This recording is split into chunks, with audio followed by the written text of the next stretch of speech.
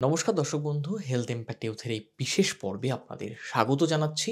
Azoospermia, যাকে আমরা শুক্রাণু শূন্যতা বলে জানি, এই সমস্যাটি পুরুষদের জীবনে কিন্তু একটা ভয়াবহ আকার ধারণ করে যখন তারা সন্তান নেওয়ার পরিকল্পনা করছেন। বিভিন্ন পুরুষ দাম্পত্য জীবনে যখন সন্তান নেওয়ার পরিকল্পনা করছেন, তখন হয়তো রিপোর্টে কখনো দেখা গেল তার শুক্রাণু শূন্যতার সমস্যা রয়েছে। তাহলে তিনি বাবা হবেন কিভাবে? সেখানে তো বিভিন্ন পদ্ধতি রয়েছেই, অত্যাধুনিক চিকিৎসার মাধ্যমে সেগুলো করা সম্ভব। কিন্তু এই অ্যাজোস্পার্মিয়া থাকা সত্ত্বেও আপনি কি স্বাভাবিকভাবে নিজের শুক্রাণুতেই বাবা হতে পারবেন? হ্যাঁ, এমনটাই চিকিৎসায় সাফল্য পেয়েছেন কলকাতা শহরের চিকিৎসক গাইনোকোলজিস্ট ডক্টর সুজয় দাশগুপ্ত। কলকাতায় পরীক্ষামূলকভাবে নতুন পদ্ধতিতে তিনি প্রমাণ করেছেন যে শুক্রাণু শূন্যতা সত্ত্বেও নিজের শুক্রাণুতেই বাবা হওয়া সম্ভব। কিভাবে সম্ভব? বিস্তারিত আজকের পর্বে জানবো। আমাদের সঙ্গে রয়েছেন ডক্টর সুজয় দাশগুপ্ত। আমি স্যারের কাছে যাব। আপনাদের বিভিন্ন প্রশ্নগুলো নিয়ে আলোচনা হবে। ভিডিওটি শেষ পর্যন্ত সঙ্গে থাকুন। আশা করি আজকের পর্বে আমরা যেগুলো আলোচনা করব সেগুলো কিন্তু এই চিকিৎসার ক্ষেত্রে নতুন দিগন্ত উন্মোচন করবে, এটুকু বলতে পারি। ভিডিওটি শেষ পর্যন্ত থাকুন। ভালো লাগলে লাইক করুন। কোনো প্রশ্ন বা মন্তব্য থাকলে নিচে কমেন্ট বক্সে লিখুন, এবং অবশ্যই যারা নতুন এসেছেন আমাদের এই চ্যানেলে, তারা অবশ্যই চ্যানেলটিকে সাবস্ক্রাইব করুন। ভিডিওর ডেসক্রিপশনে আমাদের আরও একটি channel health impact Bangla link দেওয়া রয়েছে, সেই চ্যানেলটিকেও সাবস্ক্রাইব করবেন। আসুন আজকের আলোচনা শুরু করি। স্যার, আপনাকে স্বাগত জানাচ্ছি হেলথ ইম্প্যাক্ট ইউতে। স্যার, প্রথমে যেটা জানতে চাইবো যে আপনি যেটা সাম্প্রতিককালে যেটা ঘটেছে সেটা হচ্ছে যে অ্যাজোস্পার্মিয়া, শুক্রাণু শূন্যতা থাকা সত্ত্বেও স্বাভাবিকভাবে সেই পুরুষের শুক্রাণু দিয়েই তিনি একটি সন্তান পেলেন। এটা কিভাবে সম্ভব করলেন? এটা মেইনলি হরমোন থেরাপির মাধ্যমে সম্ভব হয়েছে। এই হরমোন থেরাপিটা এখনো পর্যন্ত সারা পৃথিবীতেই পরীক্ষামূলক।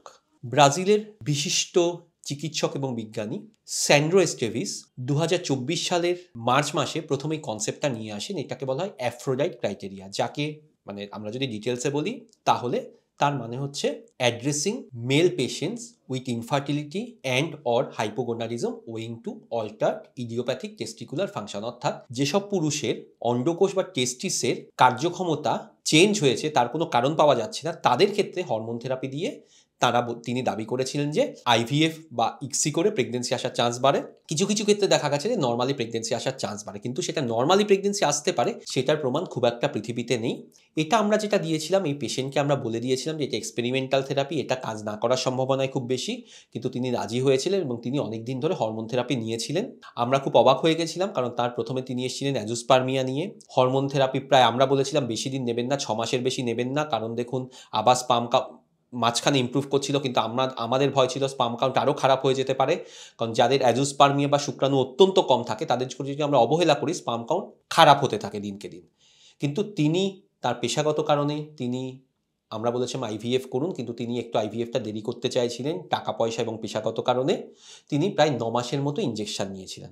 তারপর দেখা যায় তার স্পাম কাউন্ট প্রায় 7 থেকে 8 মিলিয়ন হয়, এবং তাতে দেখা যায় যে মাসে তিনি ঠিক করলেন যে আইভিএফ করবেন সে মাসেই দেখা যায় যে তার ওয়াইফ গর্ভবতী। এই গত কোজাগরী লক্ষ্মী পুজোর দিন তার কোল আলো করে, আমরা বলেছি কোজাগরী লক্ষ্মী পুজোর দিন তার মেয়ে এসছে, অর্থাৎ কোজাগরী লক্ষ্মী পুজোর দিন তার ঘরে মা লক্ষ্মী এসছেন, অর্থাৎ এই পদ্ধতিটা পরীক্ষামূলক। হ্যাঁ, অ্যাজোস্পার্মিয়াতে নিজে স্পাম দিয়ে বাচ্চা আসতে পারে, কিন্তু সেটা বিশেষ ধরনের আইভিএফ বা ইক্সি করে, যেটাকে বলে ইক্সি বলে, অর্থাৎ শুক্রাণু অন্ডকোষ থেকে নেওয়া হয়, যাকে বলে টেসা। তারপর সেই শুক্রাণুকে ওয়াইফের থেকে নেওয়া যে ডিম্বাণু তার মধ্যে ইনজেক্ট করা হয়, যাকে বলা ইক্সি। এই কারণে হাজবেন্ড এবং ওয়াইফ দুজনকেই আমাদের কাছে আসতে হয়। কিন্তু এখনো পর্যন্ত অ্যাজোস্পার্মিয়াতে অনেকেই কিন্তু আমাদের অনেক পেশেন্ট কিন্তু নিজের শুক্রাণু দিয়ে বাবা হয়েছেন ডোনার স্পাম ছাড়া, কিন্তু তারা সবাই কিন্তু ইক্সি পদ্ধতির মাধ্যমে, অর্থাৎ বিশেষ ধরনের আইভিএফ। স্বাভাবিকভাবে কিন্তু এ ধরনের নজির এখনো পর্যন্ত কিন্তু ভারতে তো নেই, সারা পৃথিবীতেও খুব কম আছে। মানে নিজের শুক্রাণু দিয়ে বাবা হওয়ার জন্য একটা অন্য পদ্ধতি অবলম্বন করতে হতো, কিন্তু এখন স্বাভাবিক উপায়েই আপনি যেটা বলছেন সেটা সম্ভব হবে। এবার স্যার এটা একটু বলুন যে যারা অ্যাজোস্পার্মিয়ায় ভুগছেন যে সমস্ত পুরুষরা, তাদের সকলের ক্ষেত্রে কি এই হরমোন থেরাপি কাজ উপকৃত হতে পারেন তারা সকলে? প্রথমেই বলবো এই হরমোন থেরাপিটা কিন্তু এক্সপেরিমেন্টাল। হ্যাঁ, আমরা বেশ কিছু পেশেন্টকে দিয়েছি, তার মধ্যে দেখুন প্রায় আমরা এখনো পর্যন্ত প্রায় 100-র ওপরে পেশেন্টকে ইউজ করেছি। তার মধ্যে 3 থেকে 4 জন পেশেন্ট নর্মালি কনসিভ করেছেন, কারো অ্যাজোস্পার্মিয়া ছিল, কারো ছিল অত্যন্ত স্পাম কাউন্ট কম। বাকিদের ক্ষেত্রে দেখা গেছে যাদের আইভিএফ করবেন ভাবছিলেন তাদের স্পার্ম কাউন্ট বেড়ে তাদের আইইউআই করার মতো হয়েছে। আর কারো কারো ক্ষেত্রে দেখা গেছে যে স্পার্ম কাউন্টটা ইমপ্রুভ হয়েছে, যাতে আইভিএফ এর সাকসেস রেট বেড়েছে, অর্থাৎ আইভিএফ এ তারা কনসিভ করেছে।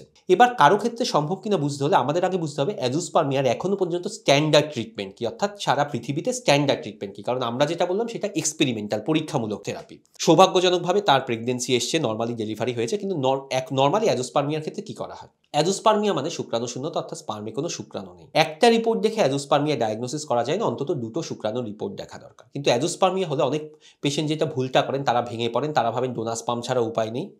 অন্যদিকে কেউ কেউ আবার ভুল পরীক্ষাতে যান, যেমন এফএনএসি করেন, সেটাও ঠিক নয়। অ্যাজোস্পার্মিয়ার ক্ষেত্রে অনেক পরীক্ষা নিরীক্ষা করা হয়। আমরা পেশেন্টদেরকে বলি, দেখুন অনেক পরীক্ষা আছে, ধাপে ধাপে করবো, কারণ সব পরীক্ষা সবার দরকার হয় না। অনেক সময় পেশেন্টরা বলে, ডাক্তারবাবু এতবার আসছি, শুধু প্রত্যেকবার পরীক্ষা করছেন? হ্যাঁ, ধাপে ধাপে পরীক্ষা করব, কারণ প্রথম পরীক্ষার রিপোর্টের উপর নির্ভর করছে পরবর্তীকালে আমরা কি পরীক্ষা করব।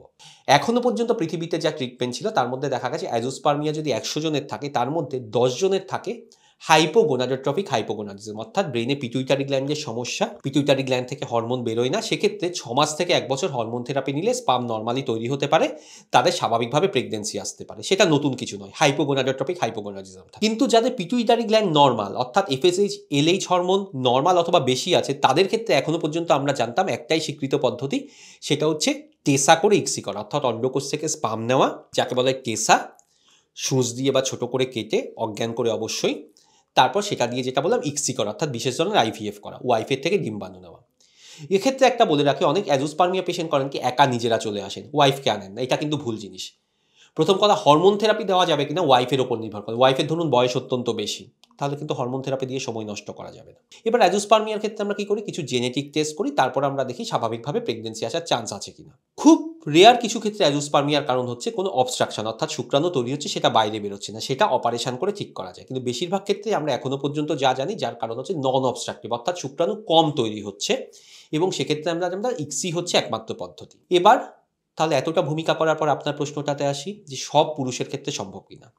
দেখা গেছে যেসব পুরুষদের নন অবস্ট্রাকটিভ, অর্থাৎ শুক্রাণু কম তৈরি হচ্ছে, তাদেরকে বিভিন্ন ভাগে ভাগ করা হয়। এফএসএইচ হরমোন কেমন আছে, শরীরে টেস্টোস্টেরন হরমোন কেমন আছে, এবং অন্ডকোষের সাইজ কেমন আছে, এবং অ্যাজোস্পার্মিয়ার কোনো কারণ পাওয়া যাচ্ছে কিনা, তার উপর নির্ভর করে বিভিন্ন ক্যাটাগরিতে ভাগ করা হয়। কিছু ক্ষেত্রে এফএসএইচ ইনজেকশন দেওয়া হয়, কিছু ক্ষেত্রে শুধু এইচসিজি ইনজেকশন দেওয়া হয়, কিছু ক্ষেত্রে আবার দুটো ইনজেকশন দেওয়া হয়। তো ইনজেকশন নিতে গেলে কতগুলো শর্ত লাগবে। প্রথম কথা, পুরুষের থেকেও দেখতে হবে মহিলার দিক থেকে সেই ইনজেকশন নিয়ে সেই সময়টা আছে কিনা, কারণ আমরা চাইছি নর্মালি প্রেগনেন্সি আসা। মহিলার রিপোর্ট যদি ভালো না থাকে, ধরুন মহিলার বয়স বেশি, এএমএইচ কম, টিউব ব্লক আছে, এন্ডোমেট্রিওসিস আছে, তাহলে নর্মালি প্রেগনেন্সি আসার চান্স কম। তাহলে সে পুরুষকে শুধু শুধু হরমোন থেরাপি দিয়ে খরচ করে লাভ নেই, সেজন্য মহিলাকেও আসতে হবে। 2 নম্বর দেখতে হবে সেই পুরুষের শুক্রাণু কতটা খারাপ, ব্লাডের রিপোর্ট কেমন আছে, জেনেটিক টেস্ট কেমন আছে, তার উপর, এই সব কিছুর উপর নির্ভর করছে যে সেই পুরুষকে আমরা হরমোন থেরাপি দিতে পারবো কিনা। এবং সব থেকে বড় কথা, হরমোন থেরাপি নিলে অনেক পুরুষ ধৈর্য ধরেন না, 1 মাস নিয়ে বন্ধ করে দেন, ডাক্তারবাবু 1 মাস নিয়েছি হয়ে গেছে। প্রথম কথা মনে রাখতে হবে,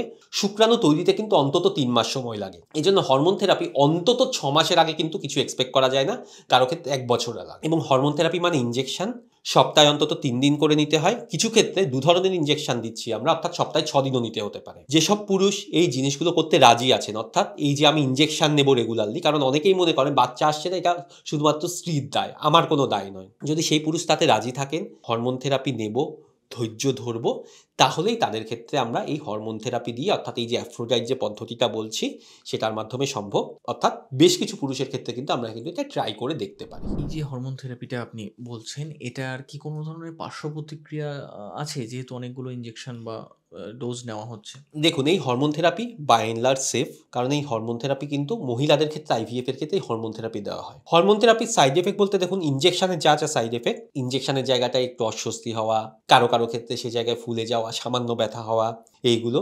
খুব কম ক্ষেত্রে হরমোনের অন্য কোনো সাইড এফেক্ট হতে পারে, যেমন যাদের ধরুন লিভার বা কিডনির সমস্যা আছে, গুরুতর সমস্যা, মাইল্ড সমস্যা হলে কিছু, তাদের ক্ষেত্রে আমরা হরমোন থেরাপি একটু সাবধানতা নিয়ে নিই। নাহলে কিন্তু অ্যাজ সাচ হরমোন থেরাপির কোনো খুব সিরিয়াস সাইড এফেক্ট নেই। যেটা আমরা বললাম যে কতটা কাজ করবে আমরা জানি না, কারো ক্ষেত্রে কাজ করে, কারো ক্ষেত্রে কাজ করে না, কিন্তু খুব সিরিয়াস সাইড এফেক্ট নেই। সেজন্য আমরা বলি, যেসব পুরুষরা যাদের থাকেন, আমরা বলি আপনি চেষ্টা করে দেখুন। আপনি হয়তো আইভিএফ এর জন্য ভাবছেন, কিন্তু তার আগে কিছুদিন চেষ্টা করে দেখতে পারেন। তাতে যেটা লাভ হতে পারে, এক হতে পারে আপনার হয়তো আইভিএফই লাগবে, কিন্তু আমরা টেসা লাগবে না, অর্থাৎ অন্ডকোষ থেকে স্পাম নেওয়ার দরকার হবে না, আপনার নর্মাল সিমেনের মধ্যে স্পাম আসতে পারে। অথবা যদি অন্ডকোষ থেকে স্পাম নেওয়ার দরকার হয়, অন্ডকোষে স্পাম পাওয়ার সম্ভাবনা বাড়বে। আর খুব কম ক্ষেত্রে, এই যে ভদ্রলোকের ক্ষেত্রে বললাম, সেক্ষেত্রে ন্যাচারালি প্রেগনেন্সি আসতে পারে।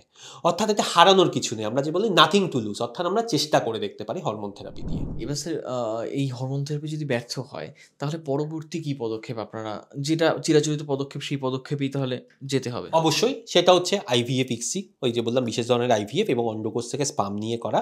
যদি কেউ এই ট্রিটমেন্টটা করতে না চান, তখন তাদের ক্ষেত্রে উপায় হচ্ছে ডোনার স্পাম, অর্থাৎ অন্য পুরুষের স্পাম ইউজ করে আইইউআই বা আইভিএফ করা। কিন্তু বলবো বেশিরভাগ অ্যাজোস্পার্মিয়া পেশেন্ট কিন্তু নিজের শুক্রাণু দিয়ে বাবা হতে পারেন, অর্থাৎ বায়োলজিক্যাল ফাদার হতে পারেন। এবার স্যার একটু বলবো যে এই যে নতুন ধরনের চিকিৎসা আপনি করেছেন, সেখানে সফল হয়েছেন, সেখানে এই ধরনের চিকিৎসা করতে এখনও তো কলকাতা শহরে সেভাবে পরিচিত নয়, তথা দেশেই ভারতবর্ষেই সেভাবে পরিচিত নয়, তো সেই চিকিৎসার ক্ষেত্রে খরচ কীরকম হতে পারে এই ধারণাটা একটু পাওয়া দরকার। অবশ্যই এটা খুব ইম্পর্টেন্ট জিনিস। দেখুন, খরচের ক্ষেত্রে বলবো কতদিন ট্রিটমেন্ট নিচ্ছেন তার উপর ডিপেন্ড করছে, এবং কি ইনজেকশন। দু ধরনের ইনজেকশন আছে, এইচসিজি এবং এফএসএইচ। এইচসিজির দাম একটু কম, এফএসএইচ এর দাম একটুখানি বেশি। এইচসিজি ধরুন মোটামুটিভাবে যদি ধরুন প্রায় 3 মাস নিচ্ছেন, তাহলে আপনার খুব ম্যাক্সিমাম খরচ হতে পারে ধরুন আপনার এই 25 থেকে 30,000 টাকা 3 মাসে। ন্যাচারালি 6 মাসে হচ্ছে আপনার 50 থেকে 60,000 টাকা। যদি এফএসএইচ ইনজেকশন নেন, এফএসএইচ ইনজেকশনের একটুখানি খরচ আছে। এফএসএইচ ইনজেকশনের খরচ দেখুন 3 মাসে মোটামুটিভাবে প্রায় ধরুন 40,000 টাকা মতো খরচ আছে, ন্যাচারালি 6 মাসে প্রায় 80,000 টাকা মতো খরচ আছে। কিন্তু কারো কারো ক্ষেত্রে, যে বললাম হরমোনের রিপোর্টের উপর নির্ভর করছে, যদি এফএসএইচ এবং এইচসিজি দুটো ইনজেকশনই লাগে, তাহলে প্রতি মাসে খরচটা ন্যাচারালি বেড়ে যায়। সেটা ধরুন প্রতি 3 মাসে খরচ প্রায় ধরুন সেটা প্রায় 70-80,000 টাকা মতো হতে পারে। কিন্তু আমরা বলি 6 মাস নেওয়া, 6 মাসে যদি দেখা যাচ্ছে ইমপ্রুভমেন্ট হচ্ছে না, তাহলে আমরা বলি সময় নষ্ট না করে আইভিএফ করার জন্য। অর্থাৎ পুরোটাই ডিপেন্ড করছে কি ইনজেকশন নিচ্ছেন, এফএসএইচ না এইচসিজি। যেহেতু আমরা 3 মাসের কোর্স দিই, প্রথমে 3 মাস পরে আবার রিভিউ করি, আবার 3 মাসের ইনজেকশন দিই। মোটামুটি প্রথম 3 মাসের খরচ এইচসিজি নিলে, আবার বলছি, আবার রিপিট করছি, এইচসিজি নিলে মোটামুটিভাবে প্রথম 3 মাসের খরচ খুব বেশি হলে 25-30,000 টাকা হয়, তার থেকেও কমে কিছু কিছু ইনজেকশন পাওয়া যায়। আর এফএসএইচ নিলে প্রথম 3 মাসের খরচ প্রায় 40,000 মতো হয়। ন্যাচারালি 6 মাসের বেশি ইউজুয়ালি আমরা এখনো পর্যন্ত দিই না, কারণ এখনো পর্যন্ত তার প্রমাণ আমাদের কাছে নেই যে 6 মাসের বেশি দিয়ে লাভ হয় বলে। কিন্তু এই ভদ্রলোকের ক্ষেত্রে আমরা 9 মাসের বেশি দিয়েছিলাম, কারণ তিনি তখন আইভিএফটা একটু দেরি করতে চাইছিলেন। অবশ্যই যারা বলেন যে একটু দেরি করবো, একটু সময় নিতে চাইছি, টাকা পয়সার সমস্যা আছে বা চাকরির ক্ষেত্রে সমস্যা আছে, এখন ছুটি পাবো না, তাদের ক্ষেত্রে আমরা 6 মাসের বেশি দিতে পারি। এবার স্যার একটা বিষয়, যে আগে প্রশ্ন থাকতো যে আইভিএফ এ যদি বাচ্চা হয় তাহলে সেক্ষেত্রে বাচ্চা কি সুস্থ স্বাভাবিক একেবারে স্বাভাবিক সন্তানের মতো হবে কিনা। এবার এই ক্ষেত্রেও যেহেতু হরমোন থেরাপি প্রয়োগ করে সেই সন্তান পাচ্ছে, তাহলে সেক্ষেত্রে সেই সন্তানটি একেবারে সুস্থ স্বাভাবিকভাবেই ভূমিষ্ঠ হবে, সেই আশ্বাস আপনারা অবশ্যই দিচ্ছেন নিশ্চয়ই। প্রথম কথা, আইভিএফ নিয়ে যেটা অনেকের ভ্রান্ত ধারণা থাকে, আইভিএফ এ বাচ্চার অ্যাবনর্মালিটি হবে। প্রথম কথা, স্বাভাবিক প্রেগনেন্সিও বাচ্চা অ্যাবনর্মাল হতে পারে, আইভিএফ এ অ্যাবনর্মাল হতে পারে। অর্থাৎ আইভিএফ এর কারণে বাচ্চা অ্যাবনর্মাল হওয়ার রিস্ক বাড়ে না। সেরকম অনেকে বলেন শুক্রাণু অ্যাবনর্মাল আছে, তাহলে কি বাচ্চা অ্যাবনর্মাল হবে? না, শুক্রাণুর অ্যাবনর্মালিটির সাথে বাচ্চা অ্যাবনর্মাল হওয়ার কোনো কারণ নেই। এক্ষেত্রে হরমোন থেরাপি সে পুরুষ নিচ্ছেন, শুক্রাণু ইমপ্রুভ করে প্রেগনেন্সি আসছে, কাজেই এক্ষেত্রে বাচ্চার আলাদা করে অ্যাবনর্মালিটি হওয়ার রিস্ক বাড়ে না। এই জিনিসটা মাথায় রাখতে হবে। এবার স্যার একটু সামগ্রিকভাবে আমরা অ্যাজোস্পার্মিয়া নিয়ে যখন আজকে আলোচনা করছি, তখন একটু আপনি সকলের উদ্দেশ্যেই বলে দিন যারা এই ধরনের সমস্যা এড়াতে চাইছেন, যারা এখনো জানেন না যে শুক্রাণু শূন্যতার সমস্যা তাকে ভুগতে হবে কিনা, তারা কি ধরনের লাইফস্টাইল বা কি ধরনের নিয়ম অভ্যেস গড়ে তুললে এই অ্যাজোস্পার্মিয়ার মতো একটা দুশ্চিন্তামূলক, একটা ভয়ঙ্কর সমস্যার হাত থেকে তারা বাঁচতে পারবে। দুর্ভাগ্যজনকভাবে খুব কম ক্ষেত্রেই আমাদের প্রতিরোধ করার মতো কিছু উপায় আছে, খুব কম ক্ষেত্রে, কারণ বেশিরভাগ ক্ষেত্রে আমরা অ্যাজোস্পার্মিয়ার কারণ জানি। কাদের ক্ষেত্রে? ধরুন আপনার ফ্যামিলিতে কারো অ্যাজোস্পার্মিয়া আছে, বাবা, ভাই, দাদা, কোনো ক্লোজ রিলেটিভের আছে, তাহলে কিন্তু আপনার অ্যাজোস্পার্মিয়া হওয়ার সম্ভাবনা, বা ইভেন তাদের ধরুন অ্যাজোস্পার্মিয়া নেই কিন্তু শুক্রাণুর সমস্যা ছিল, তাহলে কিন্তু অ্যাজোস্পার্মিয়া হওয়ার সম্ভাবনা বেশি থাকে। সেজন্য সেটা খেয়াল রাখতে হবে। 2 নম্বর হচ্ছে, যারা আগে ধরুন কেমোথেরাপি পেয়েছেন, টেস্টিসে কোনো রেডিয়েশন, শুধু টেস্টিস নয়, কোনো যৌনাঙ্গ, কুচকি বা মলদ্বারে রেডিয়েশন হয়েছে, তাদের আমরা বলি এই ক্যান্সারের ট্রিটমেন্টের আগে তারা স্পাম ফ্রিজ করে রাখতে পারে। 3 নাম্বার, যাদের মামস হয়েছে, মামস আমরা জানি একটা ভাইরাস ঘটিত রোগ, যাতে গাল ফুলে যায়, কিন্তু কোনো পুরুষের মামসের কারণে অর্কাইটিস অর্থাৎ অন্ডকোষেও কিন্তু প্রদাহ হতে পারে। অন্ডকোষ ফুলে যায়, প্রথমে ব্যথা হয়, তারপর অন্ডকোষের সাইজ ছোট হয়। যদি মামস হয়ে থাকে, তাহলে আমরা বলবো সে সময় আপনি স্পাম ফ্রিজ করে রাখার কথা ভাবতে পারেন। আর সব থেকে ভালো বলবো, যাদের বাচ্চা ছোট আছে তাদেরকে বলবো মামসের টিকা দেওয়ার জন্য, যেন মামস না হয়। এছাড়া আর কিছু লাইফস্টাইল ফ্যাক্টর, ডায়াবেটিস থাকলে ডায়াবেটিস কন্ট্রোল করা উচিত, কারণ আমরা কিন্তু বেশ কিছু পুরুষকে পেয়েছি যাদের আগে বাচ্চা হয়েছে কিন্তু ডায়াবেটিসের কারণে তাদের অ্যাজোস্পার্মিয়া বা শুক্রাণু শূন্যতা হয়েছে। ডায়াবেটিস ভালো করে কন্ট্রোল করতে হবে। এছাড়া কিন্তু লাইফস্টাইল চেঞ্জেস, ওজন যেন না বাড়ে, ডায়েট, এক্সারসাইজ করা, স্মোকিং না করা, অ্যালকোহল কমানো, বেশিক্ষণ বসে না থাকা, বিশেষ করে সেডেন্টারি লাইফস্টাইল, ধরুন একটানা 4 ঘন্টার বেশি গাড়ি চালানো। আরেকটা জিনিস অনেক পুরুষ অবহেলা করেন, অনেক পুরুষের কিন্তু ফাঙ্গাল ইনফেকশন থাকে কুচকি বা স্ক্রোটামে। সেটা যদি থাকে, বিশেষ করে তাদের দেখা যায় দাঁত, অর্থাৎ দাঁত থাকে, তাহলে সেটাকে ট্রিটমেন্ট করা। এগুলো কিছু কিছু পদ্ধতি আছে যার মাধ্যমে কিন্তু আপনি কিন্তু এই অ্যাজোস্পার্মিয়াটা প্রিভেন্ট করতে পারেন। আরেকটা খুব ইম্পর্টেন্ট জিনিস, বেশ কিছু পুরুষ আছেন যারা জিমে যান, জিমে গিয়ে তারা টেস্টোস্টেরন সাপ্লিমেন্টেশন নিচ্ছেন। মনে রাখবেন, শুক্রাণু তৈরির জন্য টেস্টোস্টেরন দরকার, কিন্তু সেটা শরীরের নিজের টেস্টোস্টেরন। শরীরের বাইরে থেকে যাই টেস্টোস্টেরন দেওয়া হোক না কেন, সেটা ইনজেকশন দিয়ে হোক, ক্যাপসুল দিয়ে হোক, জেল দিয়ে হোক, সেই টেস্টোস্টেরন অন্ডকোষে পৌঁছতে পারে না, বরং সেটা ব্রেনকে সাপ্রেস করে দেয়। তার ফলে শুক্রাণু আরও কমে যায়। কাজেই যদি আপনি ভবিষ্যতে বাবা হতে চান, তাহলে কিন্তু টেস্টোস্টেরন কোনোভাবেই কিন্তু নেওয়া যাবে না।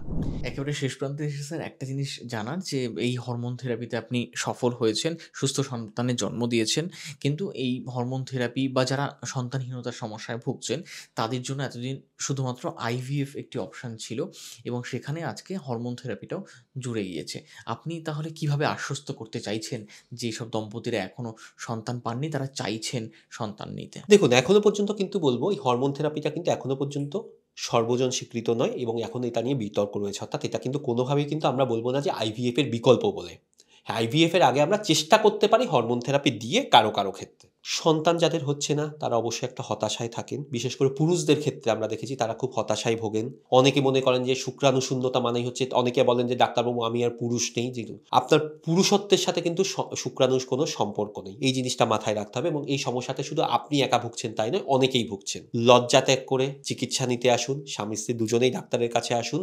অবশ্যই চিকিৎসা আছে, আমরা স্বাভাবিকভাবে পারি, আইইউআই করে ভাবি, আইভিএফ করে ভাবি, কোনো না কোনোভাবে আমরা চেষ্টা করি আপনাদেরকে সন্তান দেওয়ার। অবশ্যই চিকিৎসা করতে হবে, শুধু হতাশ হয়ে গেলাম আর কোনো চিকিৎসা হবে না, কিছু নেই বলে বাড়িতে বসে থাকলে হবে না। সুতরাং দর্শক বন্ধু, আজকের এই আলোচনায় আপনারা জানতে পারলেন যে অ্যাজোস্পার্মিয়া মানেই কিন্তু সব কিছু শেষ নয়, বরং আধুনিক যে পদ্ধতিতে স্যার যেভাবে সফলতা পেয়েছেন, আধুনিক হরমোন থেরাপি, সেটাও কিন্তু একটা বিকল্প হিসেবে উঠে এসেছে।